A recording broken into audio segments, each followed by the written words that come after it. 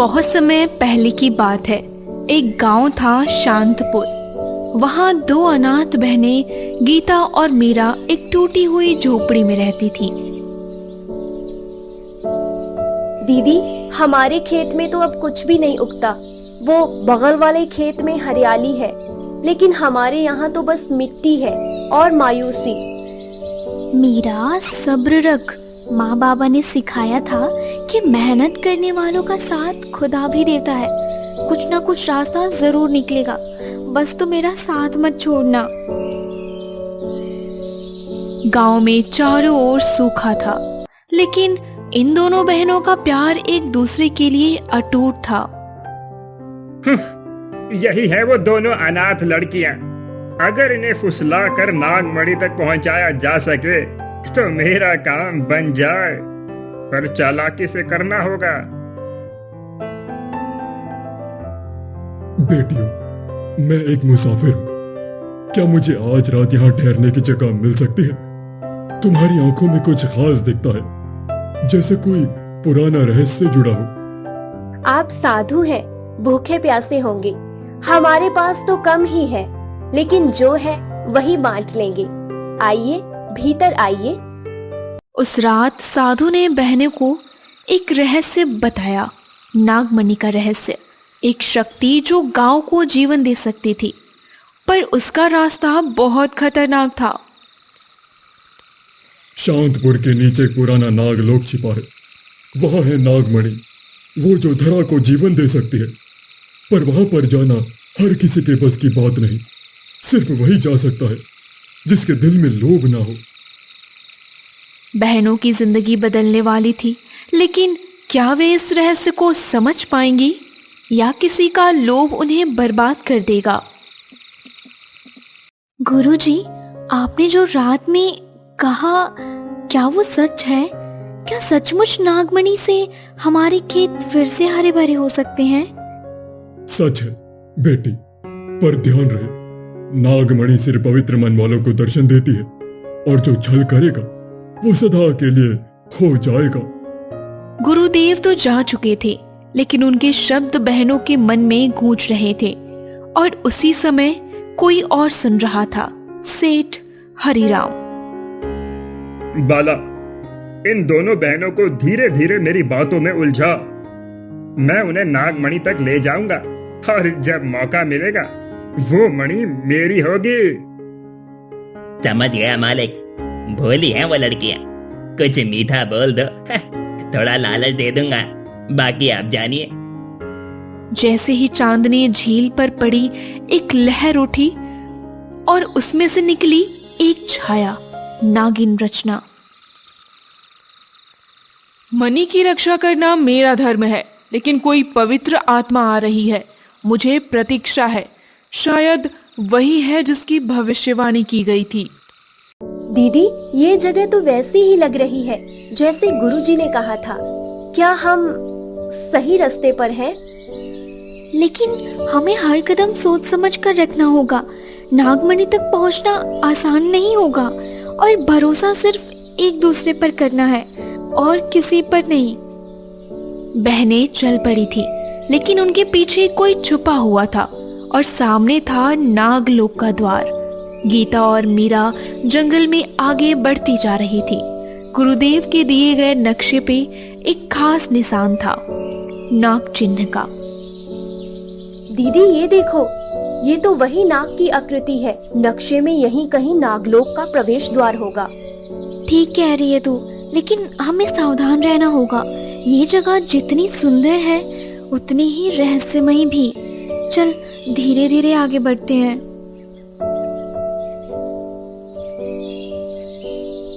बहनों को जाने दो अंदर। जैसे ही वो नागमणि पाएंगी, मैं झपट लूंगा। उस मणि से अमीरी, ताकत, सब कुछ मेरा होगा। नाग भी मेरा कुछ नहीं बिगाड़ सकेंगे। बस मालिक, हमें संभल कर चलना होगा। ये नागलोक है, यहाँ की हवा भी सांप जैसी चालाक होती है। जैसे ही गीता ने नाग चिन्ह को छुआ, धरती हिली और नागलोक का द्वार प्रकट हुआ। सांपों की आकृति से बना एक जादुई प्रवेश द्वार। जो शुद्ध हृदय से प्रवेश चाहता है वो आगे बढ़े, लेकिन याद रखो, लोभियों के लिए ये स्थान मृत्युलोक बन सकता है। हम अपने लिए नहीं, अपने गांव के लिए आए हैं। अगर हमारी नीयत सच्ची है तो दरवाजा अपने आप खुल जाएगा। नागलोक का प्रवेश द्वार खुल गया था, लेकिन ठीक उसी समय दूर नागराज वसुकी की आंखें खुलती हैं, जैसे किसी ने उन्हें जगा दिया हो। मानवों ने फिर मणि की ओर कदम बढ़ाया है।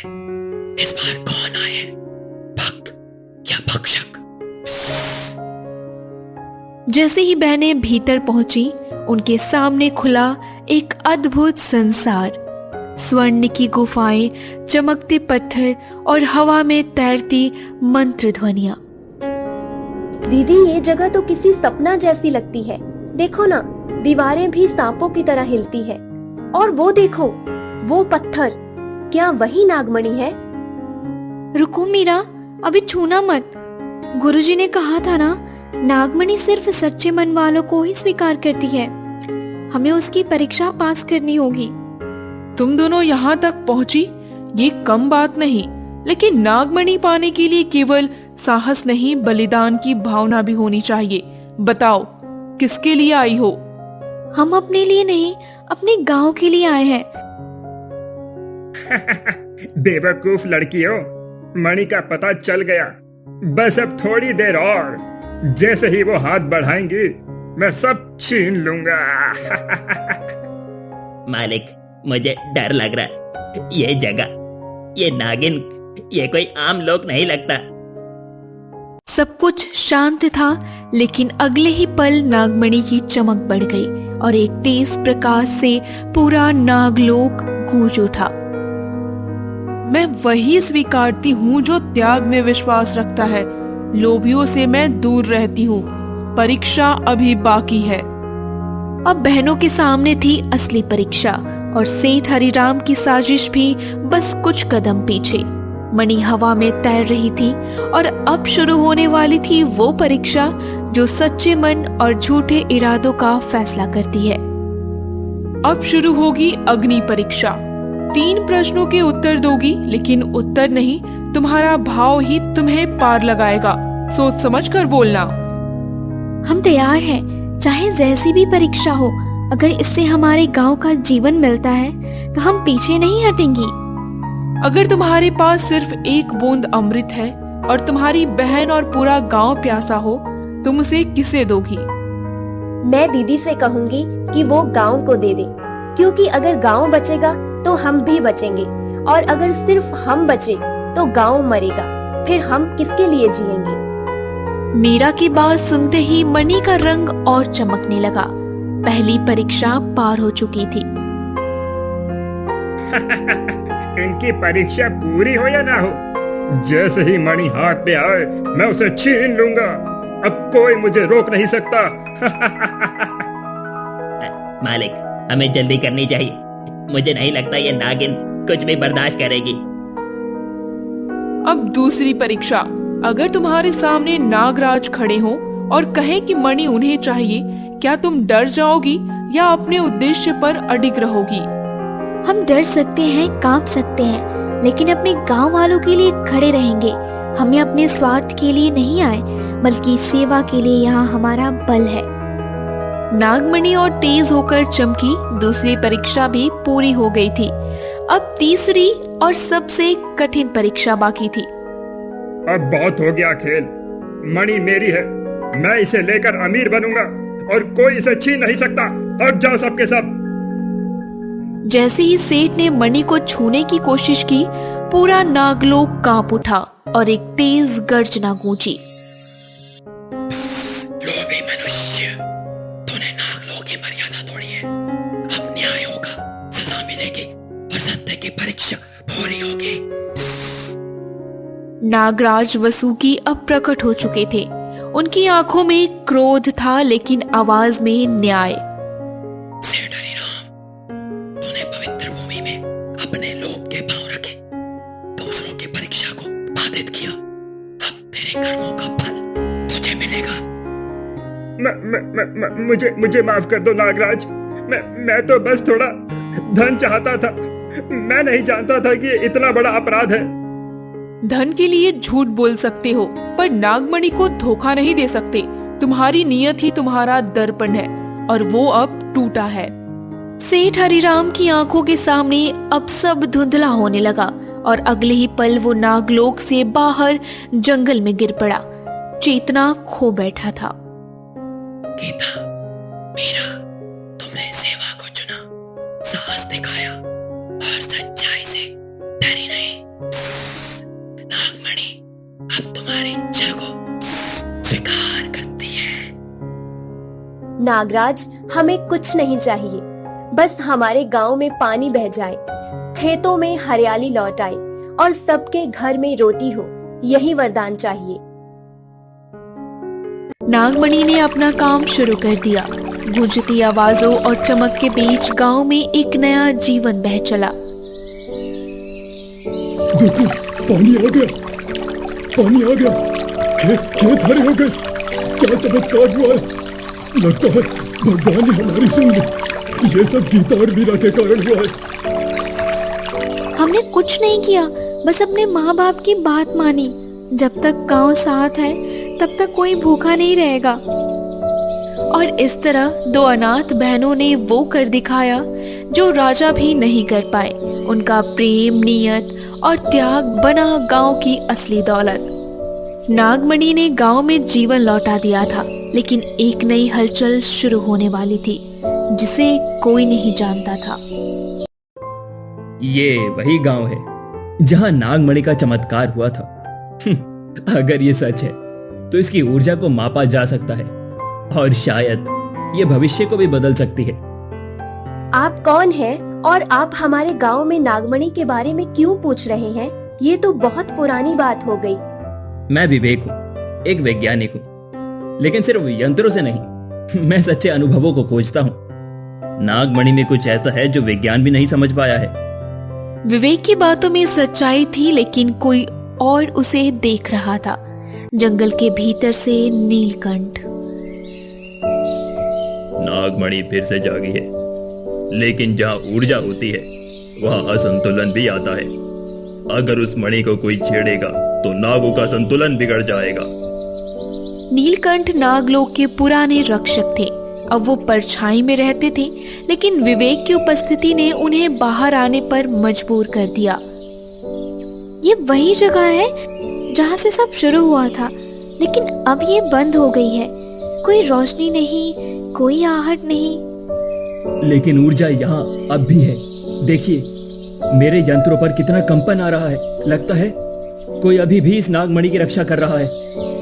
और तभी हवा में एक फुफकार गूंजी और झाड़ियों से नीली आंखें चमक उठी।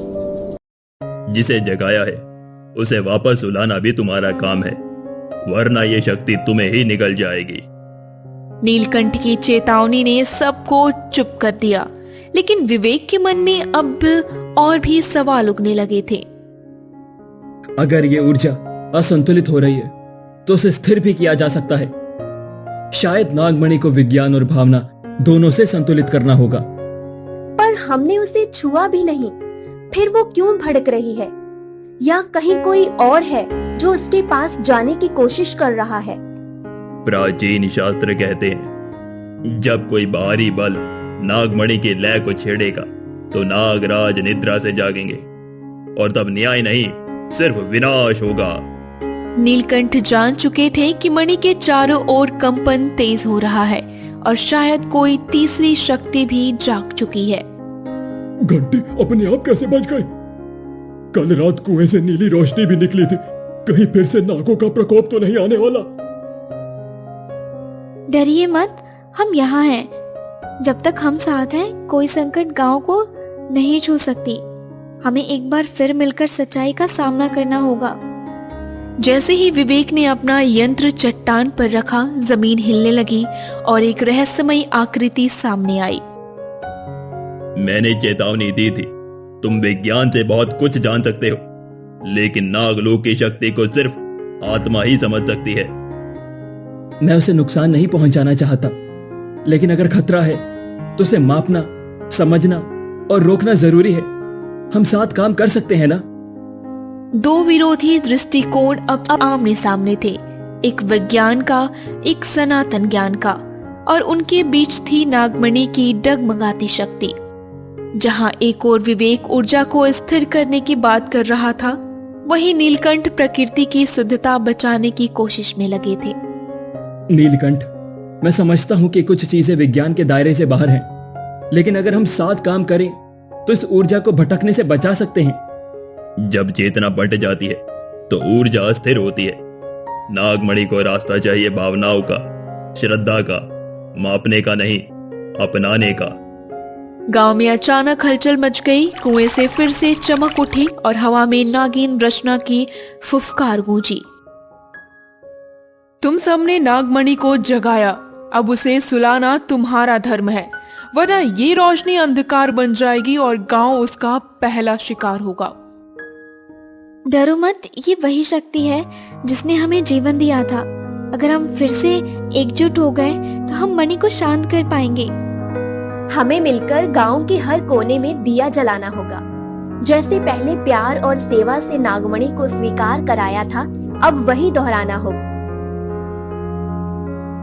विवेक, गीता और नीलकंठ एक साथ गुफा के भीतर जाते हैं। नीलकंठ बीच में लहरा रही है।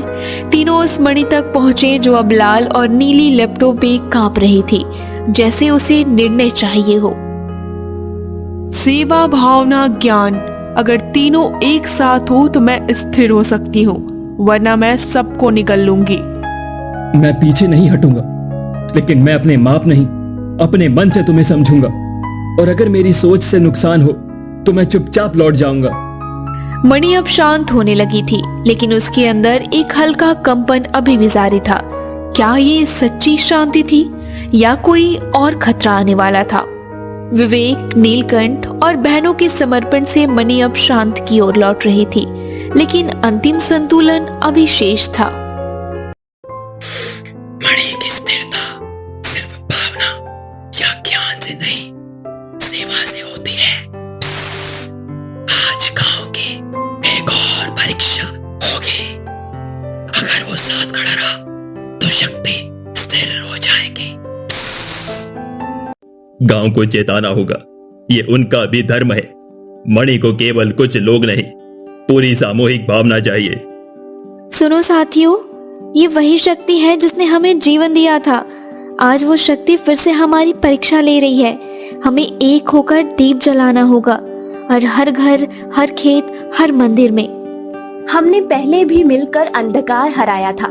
चलो आज फिर से गांव को रोशन करें, ताकि नागमणि को दिखे कि हम एक हैं।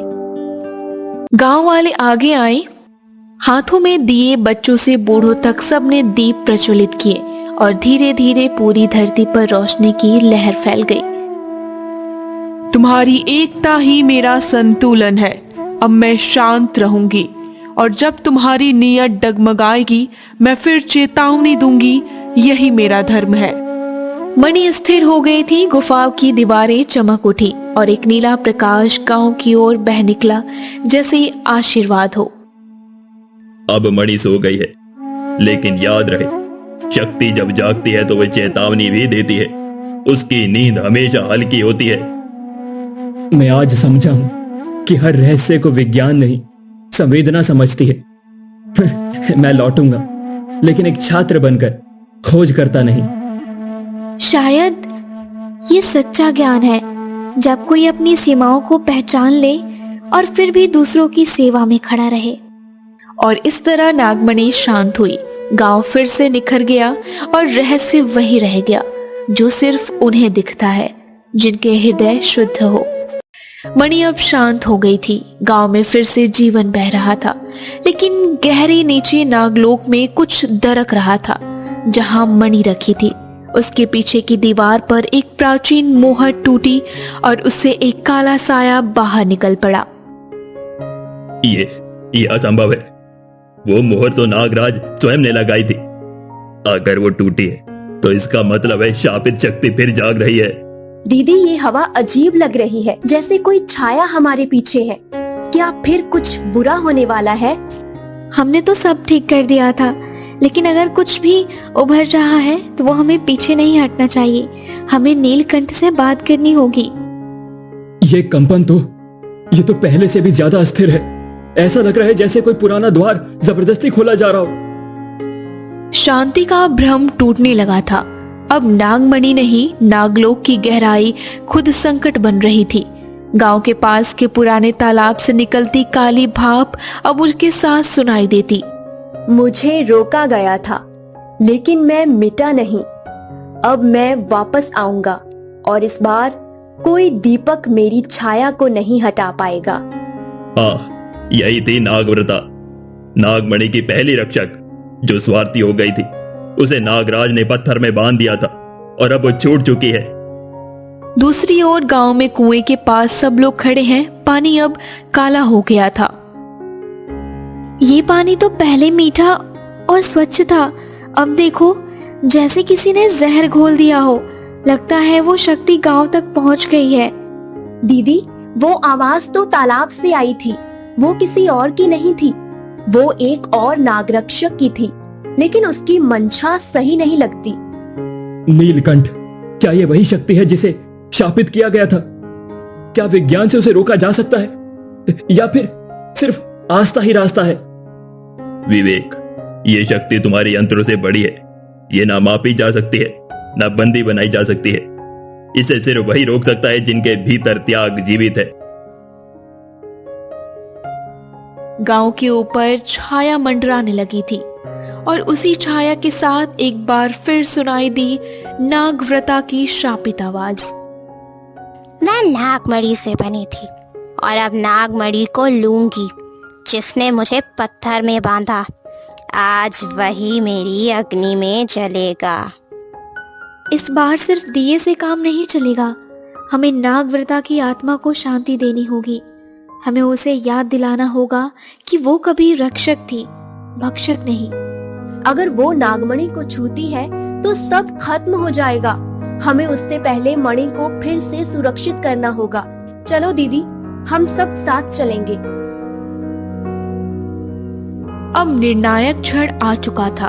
एक और शापित शक्ति और दूसरी ओर वो बहनें जिनके भीतर अब भी ज्योति जल रही थी। गांव की काली घनघोर छाया उतर चुकी थी, जैसे स्वयं अंधकार उतर गया हो, और उसी में पहली बार नागव्रता प्रकट हुई। मैं नरकलोक की रक्षक थी, पर अपमानित कर दिया गया मुझे। अब मैं खुद को और अपनी शक्ति को वापस लूंगी। नागमणि मेरी है। दीदी, ये तो मणि को निगल जाएगी। अगर मणि उससे जुड़ी हुई है तो वो उसकी आत्मा में जहर घोल सकती है। अब सबको मिलकर आखिरी योजना बनानी थी, जहां सिर्फ एक गलती मणि और गांव दोनों को मिटा सकती थी। हमें उसकी आत्मा तक पहुंचना होगा, शब्दों से, भावना से। युद्ध नहीं, संवाद करना होगा। यही उसका अंतिम परीक्षण होगा। अगर हम सबकी ऊर्जा एक साथ हो, भावना, ज्ञान और स्मृति का संगम हो, तो शायद हम मणि को उससे अलग कर पाएं।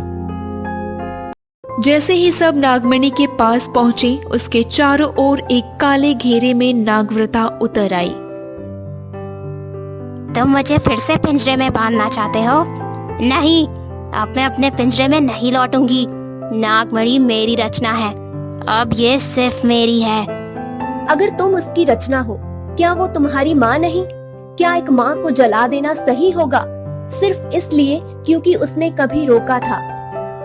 मीरा की बात नागव्रता तक पहुंची और पहली बार उसकी आंखों की आग थोड़ी बुझती दिखाई दी। वो क्षण अब सामने था जब एक शापित आत्मा का या तो मुक्ति मिलेगी या सब कुछ जलकर राख हो जाएगा। नागव्रता, हम तुम्हें बांधने नहीं आए, हम बस याद दिलाने आए हैं कि तुम कभी रक्षक थी। तुमसे ही नागलोक सुरक्षित था। मणि तुमसे अलग नहीं, तुम में ही है। रक्षक? लेकिन उन्होंने मुझे कैद कर दिया, मेरी चेतना छीन ली, मेरी आवाज तक दबा दी गई। क्योंकि तुम्हारी शक्ति स्वार्थ से डगमगाई थी। लेकिन आज तुमसे संवाद करने कोई राजा नहीं, बल्कि वो आए हैं जो त्याग और प्रेम से भरे हैं। अब मणि बोल नहीं रही थी, लेकिन उसकी ऊर्जा से यह स्पष्ट था कि अंतिम फैसला उसी का होगा। तुम ऊर्जा हो, भावनाओं से चलती हो। अगर अब भी तुम दर्द में हो तो बताओ, हम तुम्हें मुक्ति देंगे, लेकिन तबाही नहीं होने देंगे। अगर तुम चाहो तो लौट सकती हो, कोई तुम्हें बांधने नहीं आएगा। लेकिन अगर तुम्हें नफरत ही चाहिए तो तुम्हें हमें मिटाना होगा। मैं थक गई हूँ। मैं बस न्याय चाहती थी, लेकिन शायद मैं खुद अन्याय बन गई। अगर मणि मुझे स्वीकार करे तो मैं लौट जाऊंगी, शांत हो जाऊंगी। एक पल के लिए सब शांत हो गया और फिर नागमणि की रोशनी तेज हुई और उससे एक स्वर निकला, माँ जैसा। मैं तुझसे बनी थी और तुझ में समा सकती हूँ। अगर तू सच्चे हृदय से लौटना चाहती है तो मैं तेरा घर हूँ। और उस क्षण इतिहास ने खुद को ठीक किया। एक रक्षक फिर से शांति में लौटे और नागमणि स्थिर हो गई। अब सचमुच शांति आ गई है। ये केवल युद्ध से नहीं, भावना से संभव हुई है। यही असली चमत्कार है। अब नागलोक फिर से संतुलित है, और जब तक तुम्हारा प्रेम जीवित रहेगा, नागमणि कभी संकट नहीं लाएगी। शक्ति वही है जो बांधती नहीं, संभालती नहीं। नागव्रता लौटी, नागमणि स्थिर हुई और जीवन ने फिर से संतुलन पाया।